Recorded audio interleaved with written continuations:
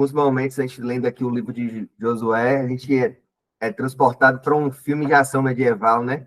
Em que a riqueza de detalhes, a forma estratégica como ele faz, foge para que as tribos vão atrás e tem uma emboscada por trás. É interessante demais. E um bom livro, se você tem filhos, né? Um bom livro, se você tem adolescentes, para você estar compartilhando e mostrando, né? Quebrando esse paradigma, muitas vezes, de um livro ser monótono, um livro ser chato, né? Você consegue trazer uma certa ludicidade, né? A essa criança e trazer pela história, né? Mas, assim, vamos voltar ao que nós lemos, porque tem muita coisa aqui, muita riqueza para os nossos dias, muita riqueza mesmo. Salta aos olhos, né, a preocupação desse livro para conosco.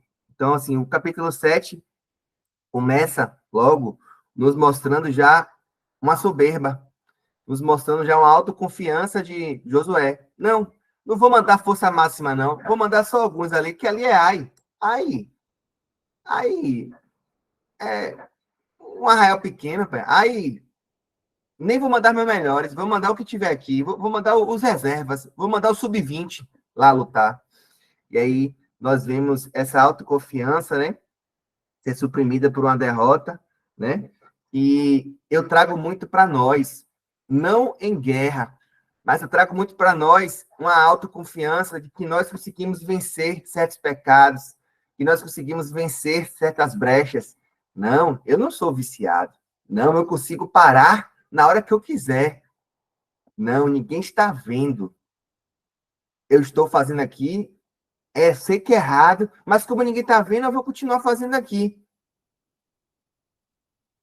Se nós traçarmos um paralelo, é muito similar, né? Essa questão da nossa autoconfiança para aquilo que já foi designado por Deus para atuarmos. E aí a gente segue na leitura, e eu vou ler o capítulo, o versículo 7 e 7. Então Josué clamou: Soberano Senhor, por que nos fizeste atravessar o Jordão e nos entregar aos amorreus? Senhor, por que está sendo tão duro comigo?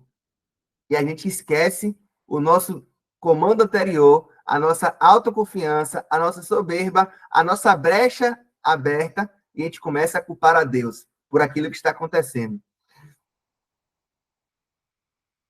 Antes tivéssemos nos contentado em ficar do outro lado do Rio Jordão. Senhor, o que posso dizer agora que Israel fugiu de seus inimigos? Quando os cananeus e outros povos tiverem acesso à informação, souberem o que aconteceu, nos cercarão e apagarão o nosso nome da face da terra. Então, o que será da honra do teu grande nome? Mas o Senhor respondeu a Josué: Levante-se, porque está prostrado com o rosto no chão. Israel pecou, quebrou minha aliança, roubou alguns objetos que ordenei que fossem separados para mim. E não apenas roubou, mas também mentiu a respeito e escondeu nos meios dos pertences. É ou não é o Senhor falando frontalmente contigo sobre aquela amizade que você não deixou, aquela porta aberta que volta e meia você vai visitar, mesmo sabendo que é errada? Aquele objeto que não é para estar no seu meio, aquele desejo que não é para estar no seu meio, aquela atitude que não é para estar no seu meio, e você insiste em permanecer, e você insiste em esconder no seu íntimo. Lendo a Bíblia e trazendo para a nossa realidade, ela é um confronto direto com a nossa vida. É ótimo a ludicidade, é ótimo a questão das guerras, mas você ler aqui e não se enxergar nela, eu te peço que você volte e releia. E ele continua: Ó Israel, há coisas separadas para o Senhor, escondidas em seu meio. Vocês não serão capazes de vencer seus inimigos enquanto não removerem do seu meio esses objetos, enquanto vocês não queimarem a ponte, enquanto vocês não afundarem os barcos que te levam a pecar, que te levam a estar em lugares que Deus não quer que você esteja. E ele continua. E aqui o autor, o pastor da Bíblia, que compôs a Bíblia que nós lemos, né? Que que é o meu roteiro de estudo, e que eu recomendo fortemente que vocês tenham, que será uma experiência totalmente diferente, se nós pudermos acompanhar até mesmo com o mesmo conteúdo, das reflexões que ele traz, porque eu não consigo trazer todas, mas olha a reflexão que ele traz. Devemos reconhecer que nossos pecados não prejudicam apenas nós. A família e os amigos também são afetados por nossas opções e pelo estilo de vida que escolhemos. Deus deseja que, em vez de que nós nos escondemos bem envergonhados, com o rosto ao chão, procurando o culpado, confessemos nossos erros uns aos outros.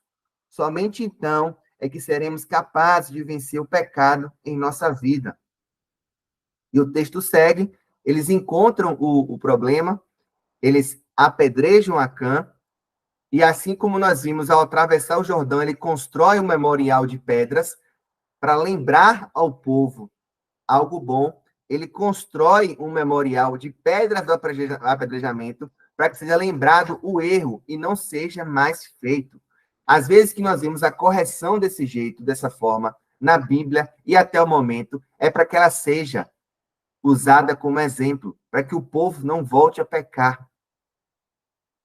A gente segue a leitura, e é o capítulo 8, esse que eu trouxe, né, que mostra essa parte estratégica de guerra, essa guerra medieval, cavalaria correndo, subindo, uma parte da tropa escondida sobre as montanhas, nos remete muito, né, a esses filmes que nós assistimos, e eu particularmente gosto muito.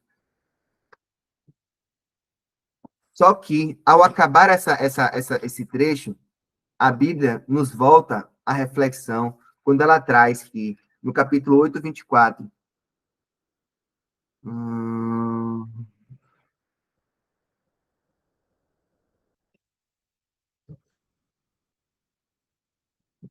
pronto, 34, perdão. Em seguida, após ter feito tudo, ter enforcado o rei, ter pego os despojos, ter tudo feito tudo como o Senhor tinha ordenado, Josué leu todas as bênçãos e maldições que Moisés havia escrito no livro da lei.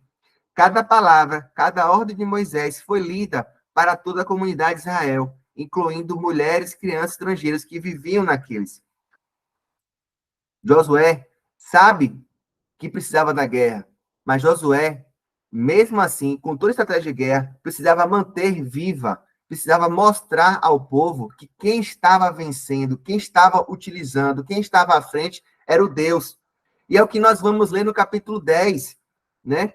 É um Deus que mata mais do que a espada, quando nós lemos que Deus matou mais com a chuva de pedras. É um Deus que, ao Josué orar a ele, trava o sol e estende-se o dia para que os israelitas conseguissem ter vitória, ter êxito no seu encampamento. É um Deus que se faz presente ali, para mostrar que não era pela força da espada deles, não era pela força da inteligência do grande desbravador Josué, do grande estrategista de guerra Josué. Não, era um Deus que seguia à frente.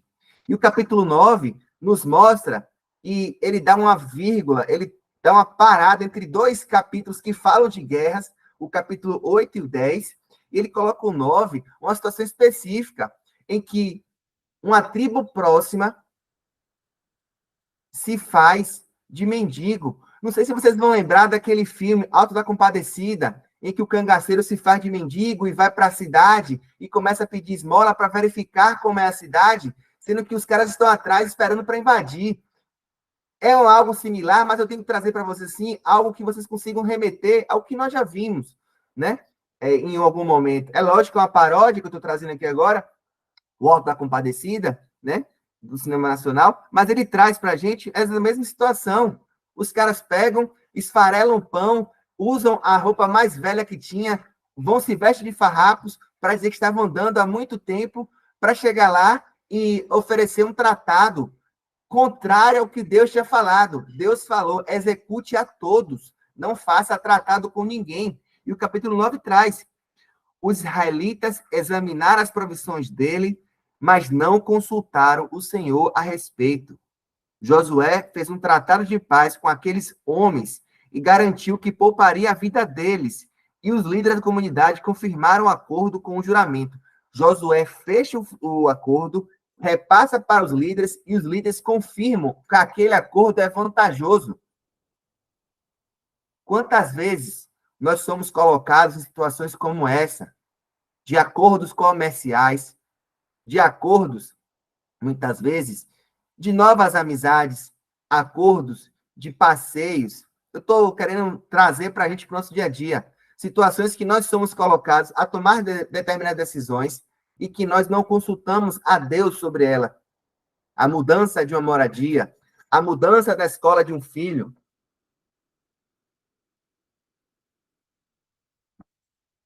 E aqui o texto traz uma situação específica. Como resultado, fizeram uma aliança que violava uma ordem divina. Devemos sempre examinar os acordos que fazemos e os relacionamentos que formamos. Precisamos perguntar ao Senhor se ele os aprovaria naquele momento em particular. Um relacionamento aparentemente correto, no momento errado, sempre trará ou produzirá resultados pecaminosos.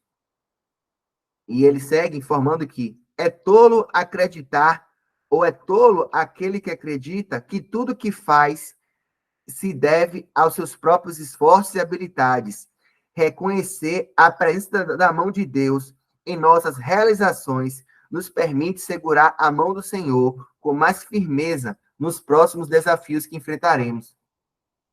O texto segue, né?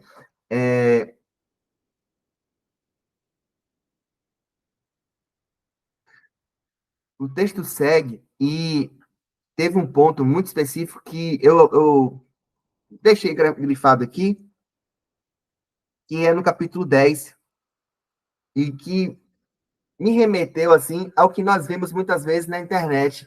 Alguns homens de Deus entrando em ambientes de ímpios, entrando em ambientes que, não cristãos, para defender situações da Bíblia, situações que eu falo assim, esse caso mesmo, do sol parar, é contrário à ciência, é contrário à normalidade, é algo excepcional.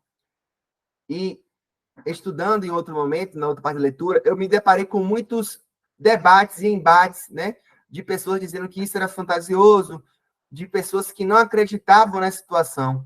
E eu trago um ponto, né, nesse sentido, que muitas vezes nós nos perdemos em embates sobre aquilo que é o mistério.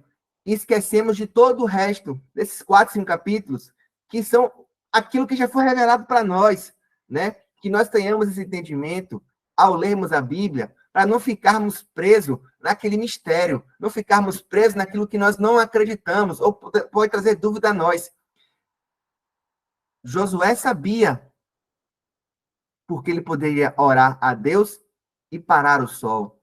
O que nós podemos trazer para nós hoje, no dia 8 de abril, é que nós podemos orar para esse Deus, que seja um Deus de cura, que seja um Deus que traga o milagre para minha casa, que seja um Deus que abra portas de emprego, que seja um Deus que traga o cessar, que coloque pessoas na escola de meu filho que está sofrendo de bullying, que tenha atenção a ele, que coloque coleguinhas que façam que outros parem de trazer esse problema ao meu filho. Eu estou trazendo aqui situações hipotéticas, mas que nós tenhamos que ter esse olhar cristão, de não ficar preso em mistérios que a Bíblia traz, e sim focar naquilo que já foi revelado para vivermos e enfrentarmos as nossas guerras. Porque muitas vezes somos levados a lugares distantes daquilo que Deus quer que você veja.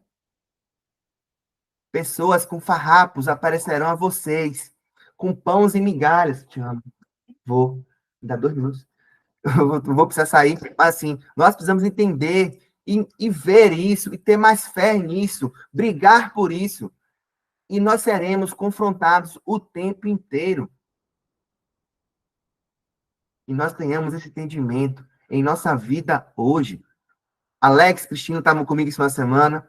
Nós vimos o quanto nós somos confrontados o tempo inteiro, até mesmo dentro de nossa própria igreja, até mesmo pessoas cristãs.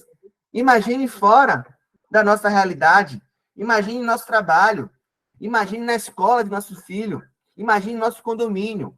Por isso, urge em nosso coração esse desejo de saber mais, aprofundar com olhos para aquilo que já foi revelado. Então é isso, meus irmãos. Como é que foi a leitura para vocês hoje? Isael já levantou a mão aí, e Dalmo.